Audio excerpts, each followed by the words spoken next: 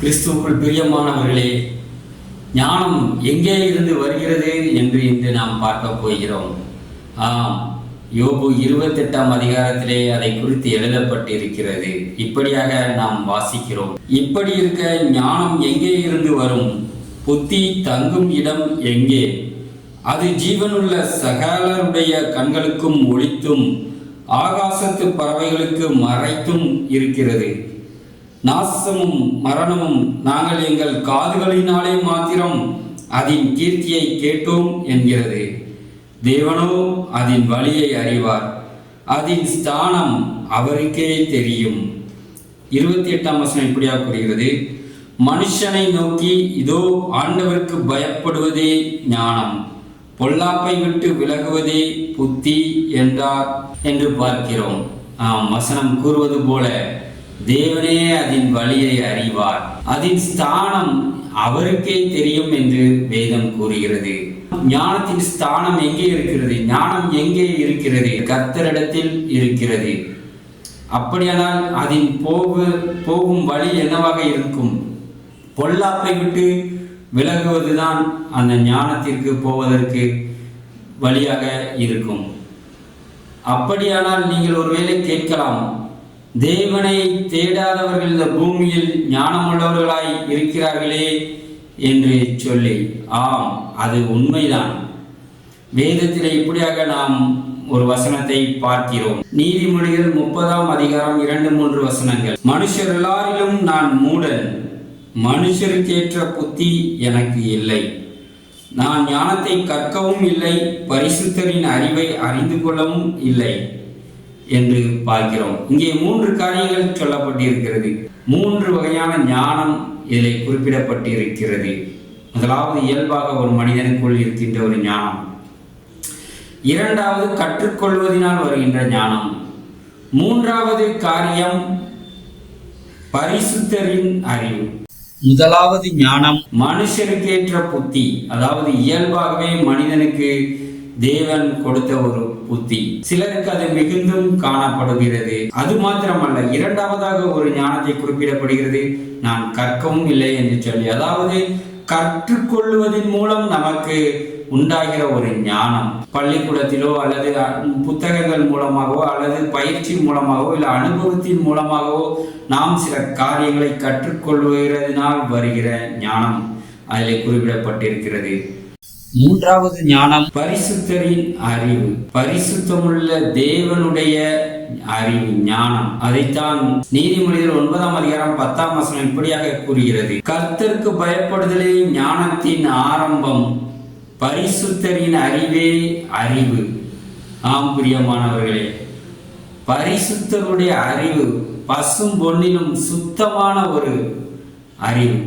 அந்த அறிவிலே தீமை இருக்காது, அந்த அறிவிலே குறைவு இருக்காது.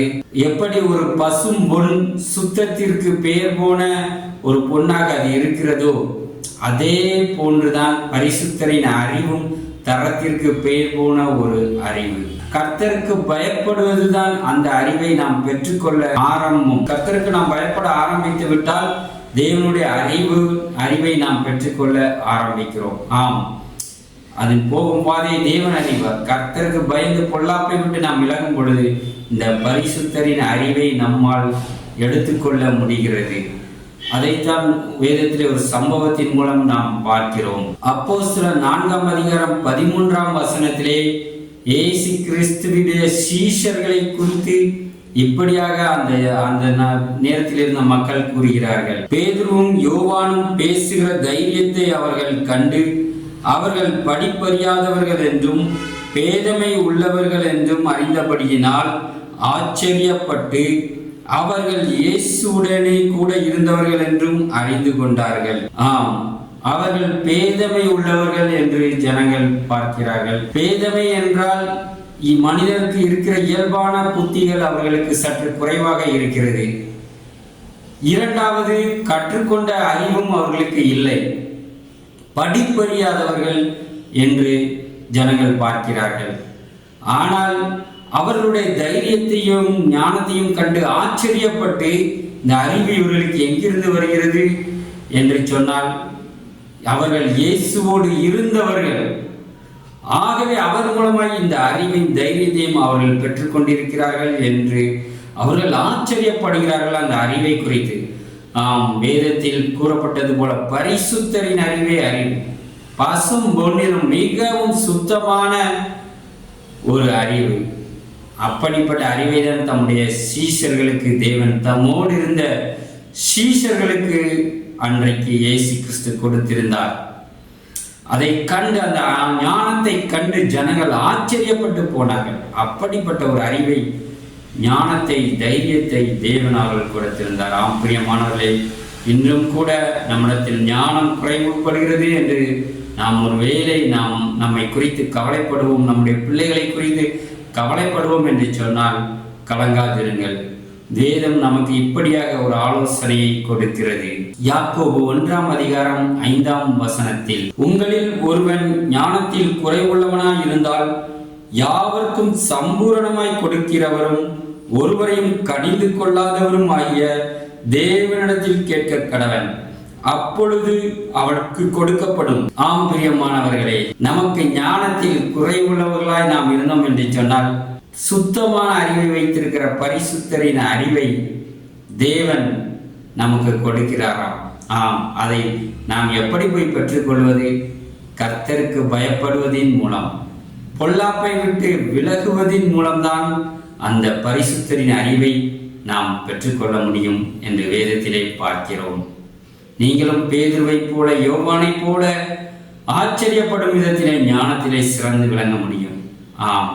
அதற்கு ஒரே வழி, இயேசு கிறிஸ்துவோடு நாம் இருக்க வேண்டும், உலாவ வேண்டும். அவருடைய வார்த்தைகளோடு, பரிசுத்த ஆவியோடு நாம் உலாவோம் என்று சொன்னால் கண்டிப்பாய் நீங்களும் அப்படியாய் ஆச்சரியப்படும் விதத்தில் மாறி போவீர்கள். பரிசுத்தரின் அறிவே அறிவு.